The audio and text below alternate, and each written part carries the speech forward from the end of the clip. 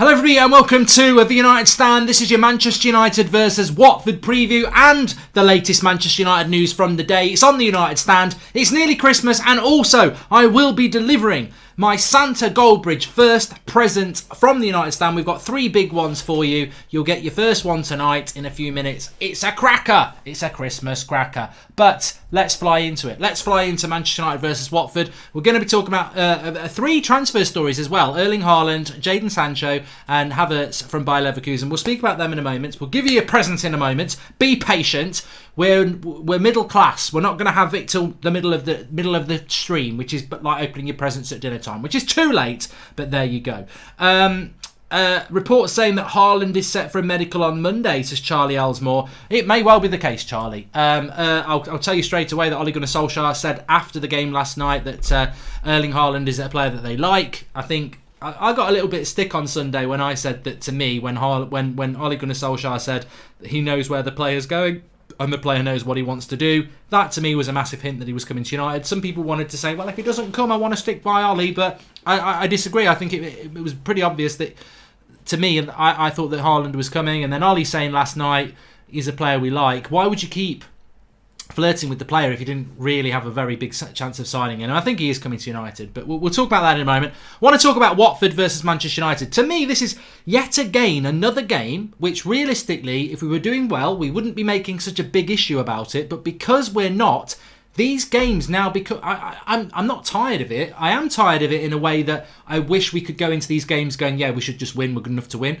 But all these games, whether it's Newcastle away or West Ham away or Watford away or Everton at home, these are the big games. These are bigger than Spurs and Man City because we struggle in these types of games, so they're absolutely massive. And I always predict we're going to win. I'm going to predict we're going to draw because I'm hoping that means we're going to win, because when I predict we're going to win this, we don't. So, but it's interesting with Watford because defensively very, very poor, but they've changed their manager, but they have got good players up front. Troy Deeney's been out for quite a while. He's a handful. You've got people like Delafeu, you've got Will Hughes, you've got Decore, you've got Capoue, I think, as well. Sarr is a very, very, very fast player.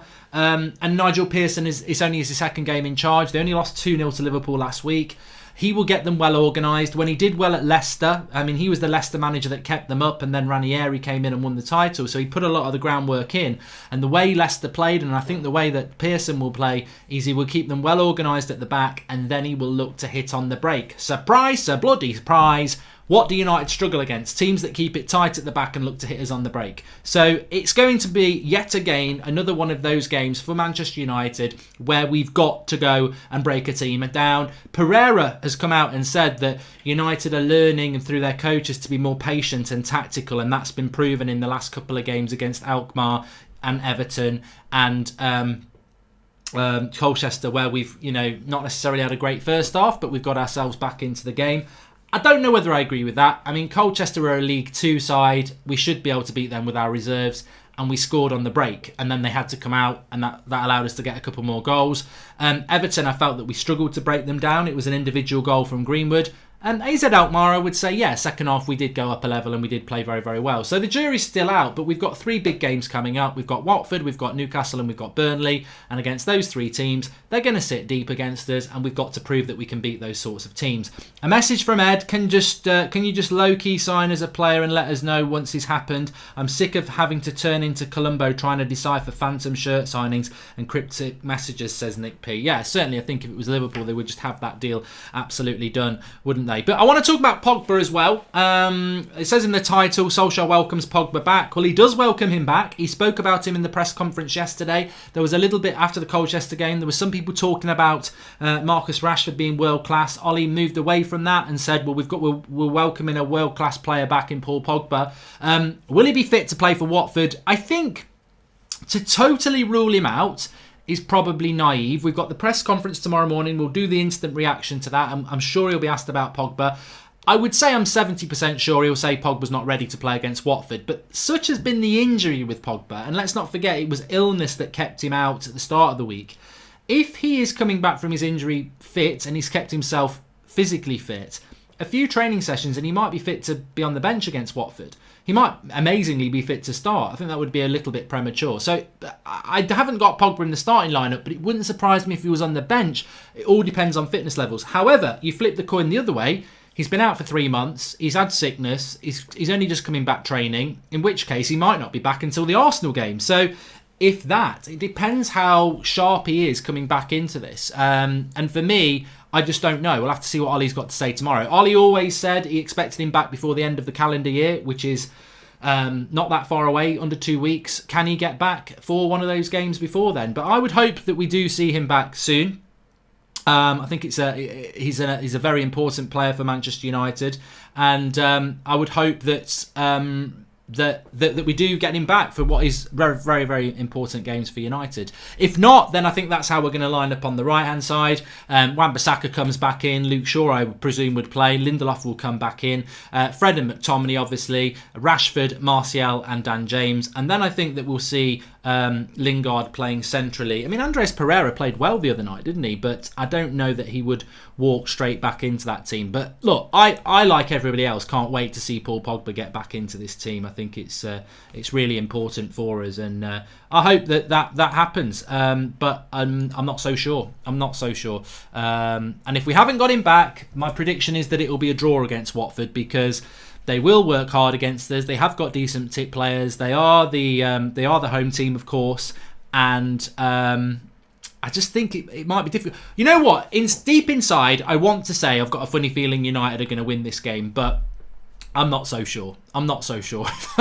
I don't want to predict we're going to win, because then everyone will say you predicted another win and it didn't work out. Website's looking good, Mark. We'll make it my homepage for all the latest news, says Nick P. Well, let me be Santa Goldbridge then, and let me deliver to you your first Christmas present from the United Stand this year. You're getting 3. This is your first one. This is pretty big. This is the United Stand website. As you can see it on the screen there, you can click it on the top line of the video description. A brand new United Stand website. As you can see, that is the homepage. You've got your breaking news for videos. You've got all your written news there, social reach. But my particular favourite page, it doesn't matter whether you're on mobile or on desktop, if you click latest content, you can see things like this. Now, I like the social page. As you can see, the social page covers all of our tweets and Instagram posts. Instagram's purple, Twitter is light blue, Facebook is the blue there. So that's the social page. But the page I think you're really going to want to be on is the timeline. Timeline page, you've got everything in chronological order. So obviously we're live with the video now. There was a story that went up about on Havertz about an hour ago, also about the Man City draw, story about Sancho, 1 year of Solskjaer video at lunchtime, Haaland deal close. So that's the timeline as well. If you click latest content, you can get all the latest. If you just want the written content, as you can see there, yellow is for transfer news. We had the result review last night. Transfer news, Haaland shirt, signing the shirt. I mean, this is a website that's only just come out today. The link is in the video description for you. Bookmark the page that it goes to, and then you know what we're looking to do with the United Stand is what we always look to do on the United Stand. We're going to make it the best. That's what we do, and that's Gordon Ramsay, who we don't want to see. We're going to make it the best. So the link's in the video description. It's going to be fantastic. It's only day one for it. Lots and lots planned for it. We'll be building other stuff out there as well, but it's out, the United Stand website, and it will be fire. With information and the timeline and everything like that. So big up the website. A little gift to you from the United Stand. It wouldn't be possible if it wasn't for the community that we've built and the support that you give us. So thank you to everybody, and make that part of your day. Get it on your bookmarks, get it on your homepage, whatever. It's going to be updated quite regularly. Really, really looks fantastic. Fantastic work by the Draughty Devil in relation to all the graphics, but and the website. Brace did it for us. Really, really great work with them. So nice little Christmas present one for you there. But let's talk about some of the latest news. Some of it's on the website, some of it isn't. Obviously want to keep some back, but looking at the Jadon Sancho, Erling Haaland deals, I think that with Haaland, we've sort of spoken about it already. Ollie said last night that they like him and they're looking for top quality players all the time. And I do think we will sign Erling Haaland. But there was a story this morning, unfortunately it was from the Daily Mail, saying that United are looking to sign a striker and a centre defensive midfielder in the January transfer window. And looking at the replies to that bit of news, it was just absolutely full with people. We need an attacking midfielder. We do need an attacking midfielder. We spoke about it last night on the match reaction. The Manchester United's biggest problem is an attacking midfielder. If we have that, then Martial and everybody else, it's the connection between the midfield and the attack. We do need that. And I just don't know where or how we're going to look to do that.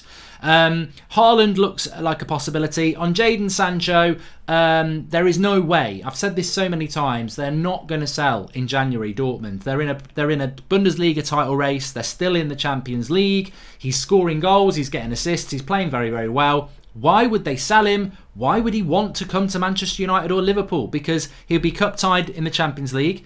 And coming to United, why? It's just not going to happen in January. If we want to get Sancho, and there's talk that Liverpool are interested, and there's talk that Dortmund want over £100 million, then we're going to have Champions League football. It's as simple as that. On the story about Kai Havertz, this is coming from Bild in Germany, who are also the outlet that were saying that Haaland's going to Dortmund, so they're probably wrong about that, hopefully. They're saying that, this was via Sport Witness, I read it, that United have held concrete talks with Kai Havertz, as have Manchester City, and they want about £100 million for him. He's only 20 years of age. I mean, look, I would like him to come to Manchester United. He's a centre attacking midfielder. But yet again, I just feel that this is a bit like Saul Niguez. Oh, look at us. We're linked to Saul Niguez. Oh, look at us. We're linked to Kai Havertz. Oh, we're not going to get either because they're ridiculously expensive and the competition for them will be very, very difficult. Havertz will end up at Bayern Munich, in my opinion. And on top of that, I think that United are... I mean, look... To do these sort of deals when there's big competition, you've either got to have it wrapped up in the first place or you've got to be swift and efficient. And Woodward is not that. You know, we take ages to do deals. And also, the stories coming out of United over the last few months is that they're very reluctant to run the risk of signing another expensive flop, i.e. they felt Fred might be a bit of a flop, Di Maria and people like that, and Memphis. So they don't want to do that. So hence the Brexit FC. So I can't see Kai Havertz, which brings us back to the same old problem. We need a centre attacking midfielder. I don't know who we're going to go for. Now, apparently Spurs are saying that they will let Eriksen go, but my concern about Eriksen is what I've said before. It feels a bit like Alexis Sanchez. Spurs don't want him anymore. He's approaching... He's a couple of years off 30. His form is dipping. He didn't even want to come to us in the summer when we inquired. He wanted Real Madrid. Now they don't want him. He wants to come to us. It just doesn't tick the boxes for me.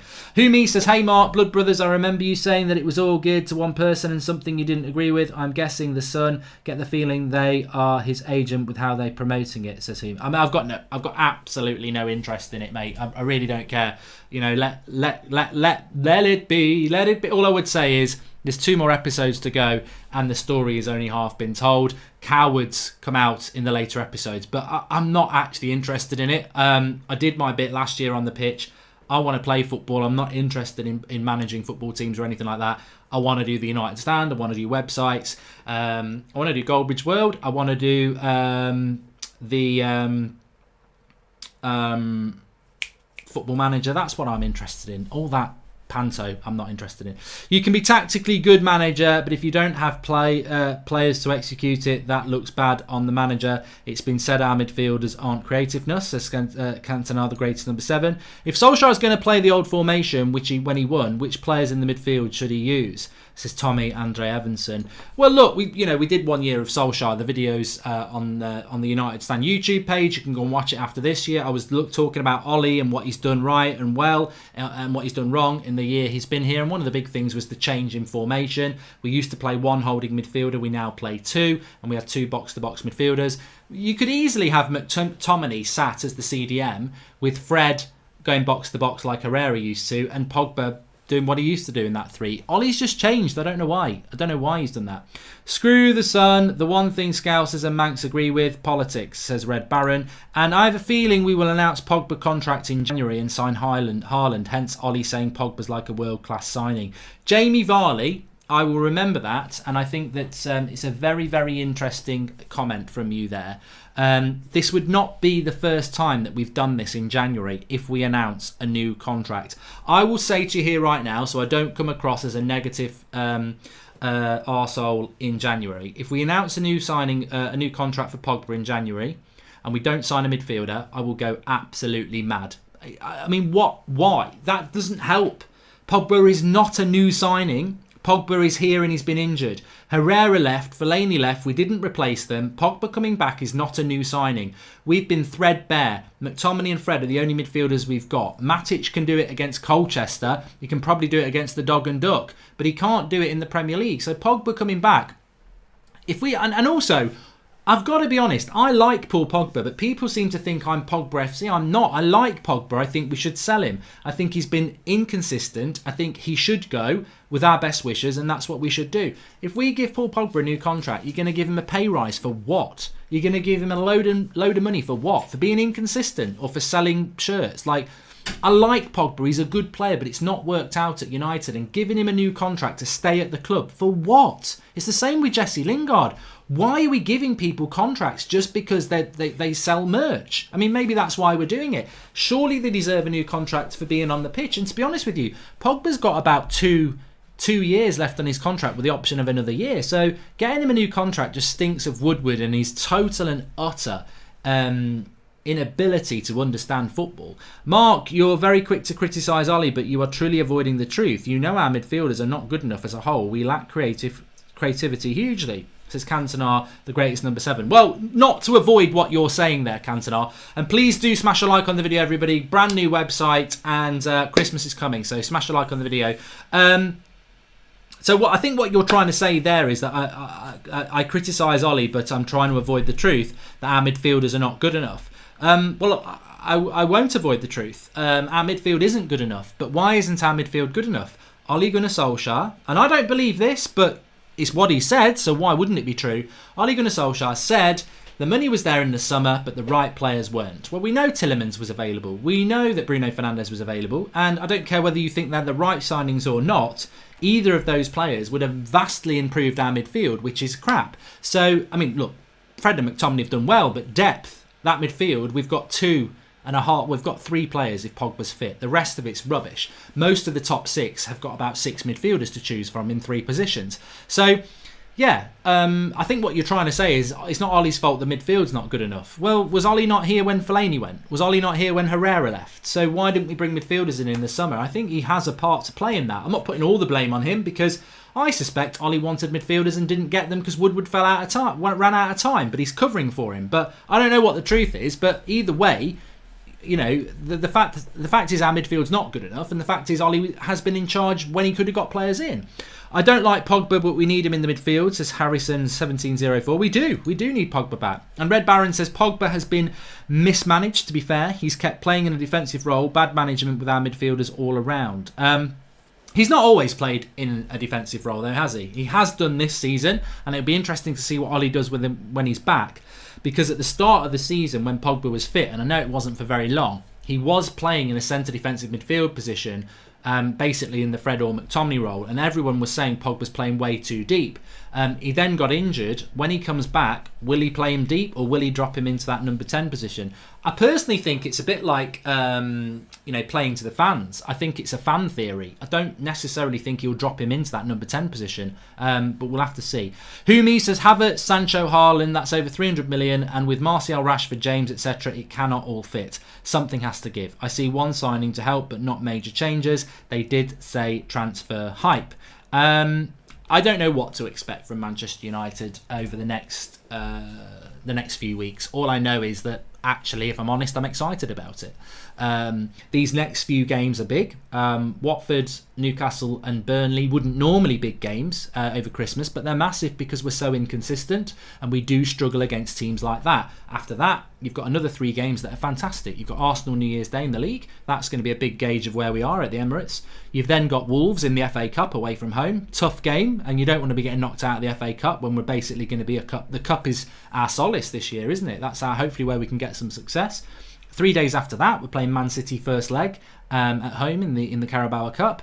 The games come thick and fast. And also, as soon as we play Arsenal, the January transfer window opens. So enjoy Christmas, because a lot of people in January, they're like, oh, it's January, I bloody hate it. I think for us as Manchester United fans, there's lots going on. Gordon Murray says, are the majority of the players the issue? A weak mentality that has been there for 4 managers now. Pogba mentioned they work on breaking down teams in training. So I'm wondering if he's the issue. I don't know. I mean, look, I did see something today, and I probably shouldn't even mention it. I saw something today. 3 managers, says Gordon Murray. I saw something today about, maybe Ollie is keeping Pogba away from the team because he's toxic. But I already know, and it's been in the press today, and we spoke about it 2 weeks ago, and I got it from the club. There is no way that Paul Pogba leaves Manchester United in January. All these fans who say he's never going to play for us again, he's off in January, it's not going to happen. And this has come from the club, and we did the video about it 2 weeks ago. It's now in the press. United have told Pogba he's going nowhere in January. So Pogba will play for us again. And I think he will go in the summer, but he ain't going anywhere in January. But I still think we need a lot more. Bruno Fernandes or James Maddison, says Jonathan Martinez. I mean, I'd go Bruno. I wouldn't mind either, but I would go Bruno. I prefer Bruno Fernandes. I think whoever brings him to the Premier League is going to get a fantastic player.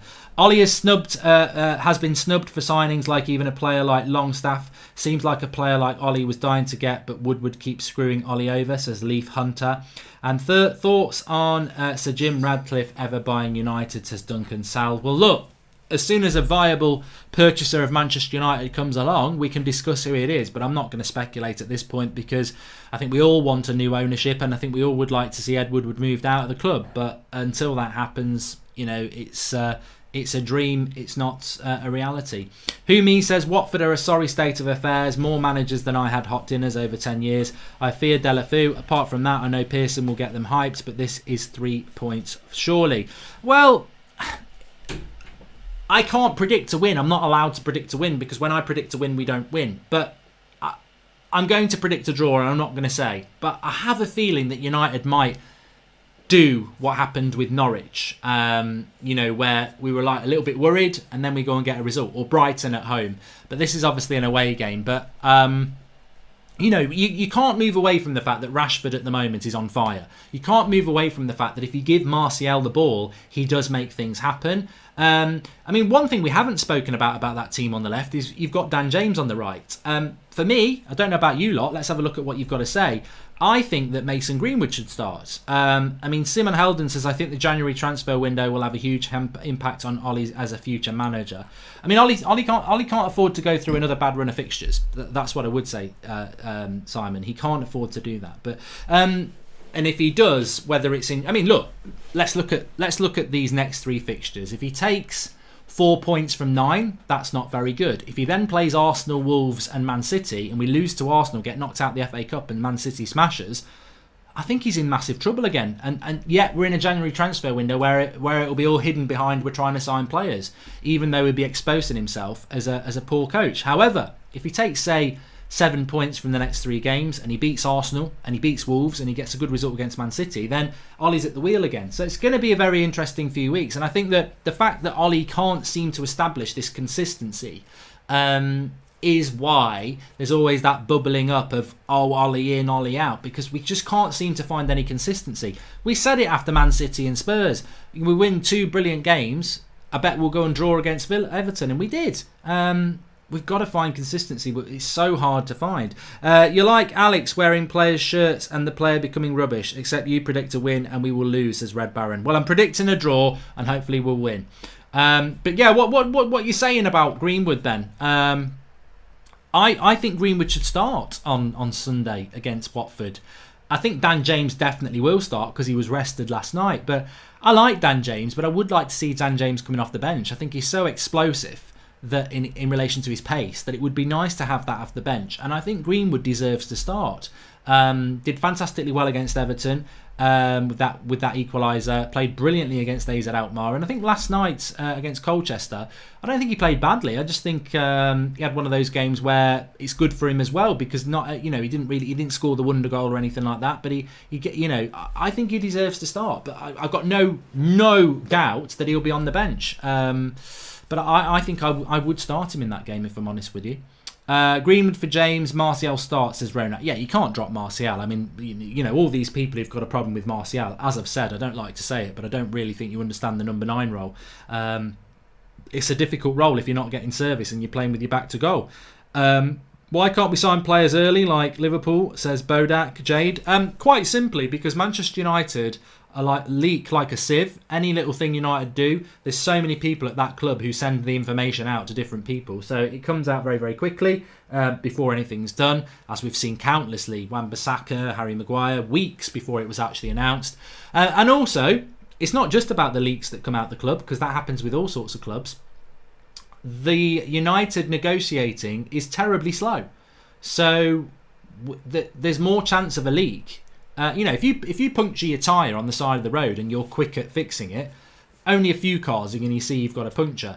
If you're crap at changing a puncture and it takes you 6 weeks to do it, loads of people are going to see you doing it, and loads of people are going to say they've got a puncture. And that's what happens with United. When they do a signing, we take so long to do it, people are observing it and they go, they're going to do that deal eventually. And how many times have we said as United fans, even the Pogba deal, which was huge at the time, I remember us on the channel talking about it, and at the start it was like, we've got a great chance of getting Pogba. What a signing that's going to be. We've got Mourinho, now we're going to get Pogba. What a deal it's going to be. By the time it actually happened, everyone was bored. It happened with Wan-Bissaka, it happened with Harry Maguire. The excitement of the deal that you see other clubs do quickly, when it's actually announced, we're already bored of it because it just goes on and on and on and on and on. Should Twansebi get more minutes? If not, loan him out, says Adrian Zeka. Well, Twansebi is the third choice centre-back, and I think he's knocking on the door of Lindelof at the moment. But so I wouldn't loan him out, because if you get an injury, then you're going to be playing Phil Jones, aren't you? So not for me. I wouldn't be doing that. I mean, I want to talk about Angel Gomez though. In a calmer surrounding, think Fosu Mensah will ever appear at CDM for United, says Duncan Sal. Well, he'll be like another new signing, won't he? I tell you what, if Ollie says we don't need to CDM because we've got Fosu Mensah back and he's like a new signing, I just don't believe this nonsense anymore, because it's just about saving the money, saving the peas. It's just not true. And also, Fosu Mensah has not played as a CDM. He's been on loan at Crystal Palace and Fulham and played as a right back. So to say he's like a new signing as a CDM, he's never really played there. I think he could be good there. He's never really played there. He's had a major injury. He didn't do very well at Crystal Palace and Fulham, and we're going to go, he's like a new signing. He's going to be the next Kante. Well, no. But we also heard this in the summer. Angel Gomez, and when we let Lukaku and Sanchez go, Ollie's there going, we've got Angel, we've got Chongi, we've got Mason. These players are ready now, and tried to cover up the fact that we rightly let Lukaku and Sanchez go, but we didn't need to replace them because we've got Chongi and Gomez and Greenwood. Well, Greenwood's sort of got in the team, hasn't he? But Chongi and Gomez, they've not been used. So again, I don't believe any of this. Oh, Fosu Mensah's going to, and Garner and Jimmy and Fosu, they can solve our midfield problems. No, they can't. Go and sign some bloody midfielders, because look at what's happened with Gomez. Gomez is ready. Yeah, he's going to be a great player. Gomez scored a cracking goal on the pre-season tour. He's hardly had a look in this season, and now he can't get a look in because he won't sign a new contract. So I just don't. If I was Angel Gomez, then as much as I hate to say this, and he is a player that's come through our youth setup, he's been here a long time, so he's not like a signing that's been treated badly. He's been part of our youth setup for a long time, and it looks like we're going to let him go. The big shame for me with Angel Gomez is he's got creativity in both feet. That's what he's all about in the youth setup. Now, it doesn't mean it's going to transfer that to the first team, but what are we missing in that first team? Martial, Pereira and Lingard have played that number 10 role this season. Their stats are appalling. Assists and goals, absolute joke for a team that wants to be top 6 in the Premier League. You've got Angel Gomez who can play that role. How many times have we tried Angel Gomez in that number 10 role? I don't even know if we have. I think he came on. Maybe he started the odd game, but it's ridiculous. It's ridiculous that you've got a young player that Ollie only a few months ago was saying he's got a great future at United, he's a great talent, and then 4 months later we're not using him and we're about to let him go because we won't give him a new contract, and yet we've had 4 months of Pereira, Mata and Lingard. I think it's a massive shame, and yet again this comes down to the contract renewals of Ed Woodward. He is awful and treats players terribly in relation to contract renewals. David De Gea, Anthony Martial, 2 of our best players, were left in limbo signing contracts virtually when they'd run out. Herrera out the door. Mata was out of contract in the summer and we signed him because we couldn't get anything else. Fellaini was out of contract the year before. We gave him another contract right at the last minute. Phil Jones, Ashley Young, so many players get into their last year of their contracts because United are tightwads who like to try and save money, but it pisses off the players that you've got. And we mention it every now and again on this channel, but it's something that all United fans should be aware of. We you talk about player mentality, you talk about focus. How deliberate, how unsettling must it be if you're at work, you do a really good job, but your manager is like, well, I might give you a new contract, I might not, I'll see when it runs out. There's no loyalty there, is there? There's no camaraderie, there's no morale there with that. And United, time and time again, let contracts run down. And it could really, really, really impact us this time because we could lose Chong and Gomez. And, maybe they won't be good enough, but maybe they will. Do you think Ollie plays counter-attack because he knows our midfielders can't control a game? Do you think he'll change when we get better midfielders, says Stephen McMahon? Well, I hope he will because the evidence is there. If Ole Gunnar Solskjaer had come into the club and played the way that he is now for the whole time he's been here, we'd be like, ugh, I don't like this 2 holding midfielders at home to Colchester. What's this all about? But those first 3 months, he played with 1 holding midfielder and it was more expansive. So never say never. He has done it for 3 months, but whether he'll go back to it, I don't know. Martial as the number 10, Greenwood up front, sign Grealish, says Peter Wilkinson. I don't think Marcus Rashford, I don't think Mason Greenwood, and I don't think Anthony Martial can play the number 10 role. I think it totally belittles the number 10 role to think that those players can play that role. Your number 10 is a player that's got to get involved in the defensive side of things. They've got to be strong. They've got to be a good passer of the ball off both feet, ideally. I don't think Martial's a number 10. He's a number 9 or a winger. I don't think Rashford's a number 10, and I don't think Greenwood's a number 10. If you get tired of United, who would you support, says Jenks1102. I'd just go and watch another sport, I think. Man's not for changing. What do you think of Brandon Williams, says Ezra Adai? I think he's got great potential to be a good player for the future. I don't think he's ready at the moment, and I think Luke Shaw should be the left back at the moment. I thought Luke Shaw played well last night. I take on board that it was only Colchester, and to be fair, Matic did okay, Mata did okay, but I think Luke Shaw, when he starts to get his fitness back, he's going to get better and better. He reminds me of Rooney in the way that it takes him a few games to sort of get back when he's been injured, and I think Luke Shaw's the number 1 left back for me at the moment, and I think Brandon Williams should be his understudy. I was surprised he didn't play last night, but maybe it was about getting minutes into the legs of Luke Shaw. How would you like 46 degrees temperatures, Adelaide's temperature today, says Pommy Git 23. Well, it's 10 degrees here, which is quite warm for Christmas time.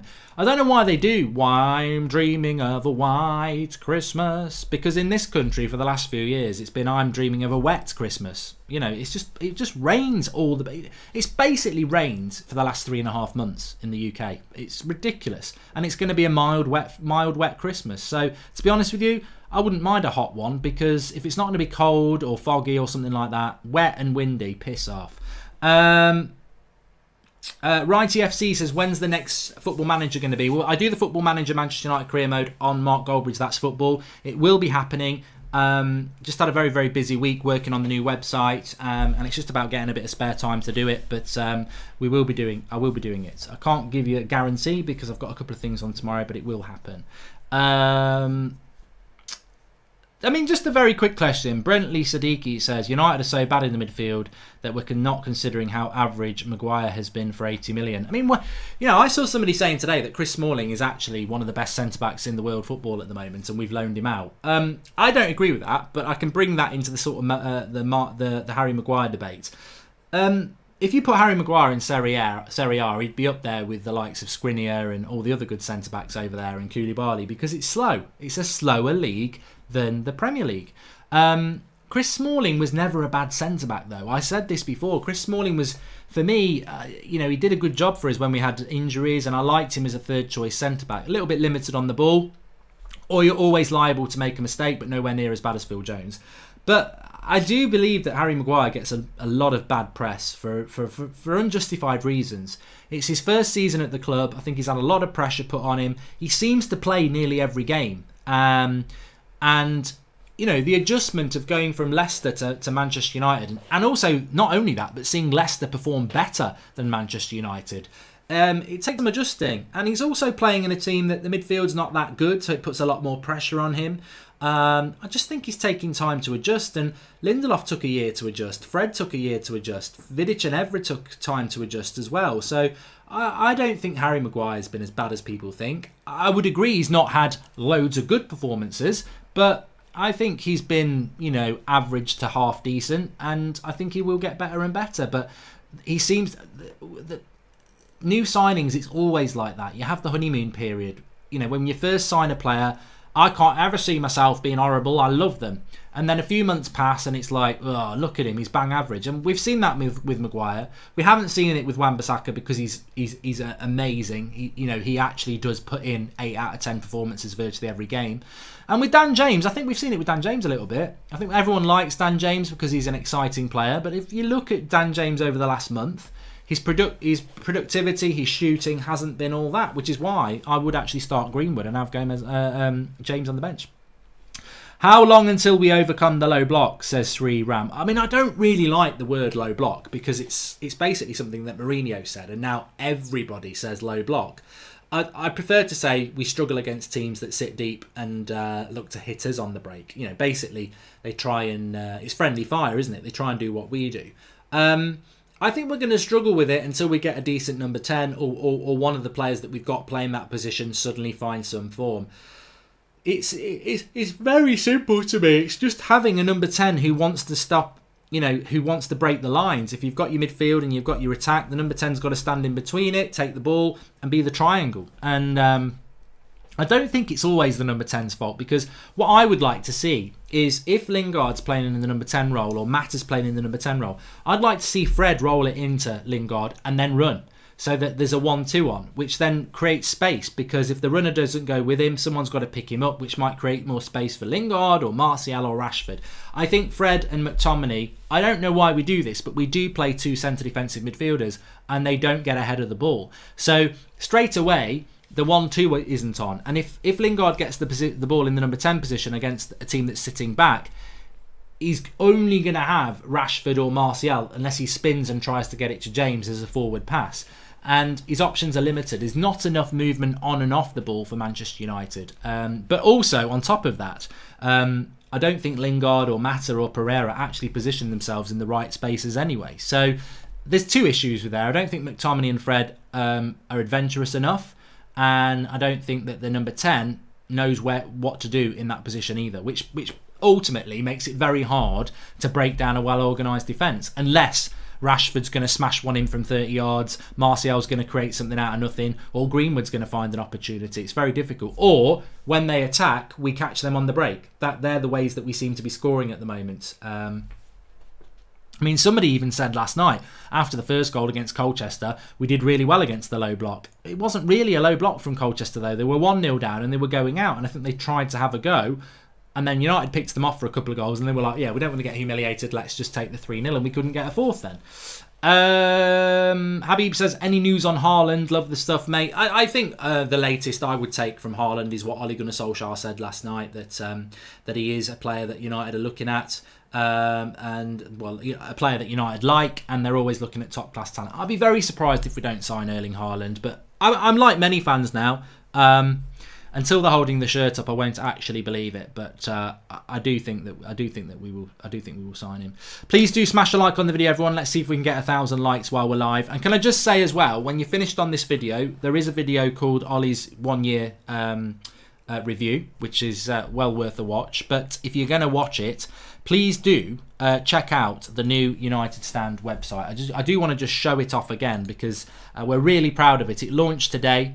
It is the United Stand website, as you can see. That's the homepage. You've got your latest video there. You've got all your written articles there. It's on mobile as well. If you click the latest content bit, there's some really interesting bits there. There's written articles, which you can see. Havertz concrete talks, Man City draw, Sancho deal off, Levy prepared to let Christian Eriksen go. That's in the written articles. You've got the social page, which has got all our tweets, Facebook and Instagram things on there. And my favourite page, I think, at the moment is the timeline, where everything we do is in a timeline place. So articles, videos, articles, it's all in chronological order there. So check out the new United Stand website. Loads to come on that. It's only just started today, but there is loads to come on that. We're very proud of it, and that's our first Christmas present to you. So check it out, use it, get it as a bookmark, check it out every day, use the website and enjoy, because that's our first present to you. And we've got loads of things we're going to be adding onto it as well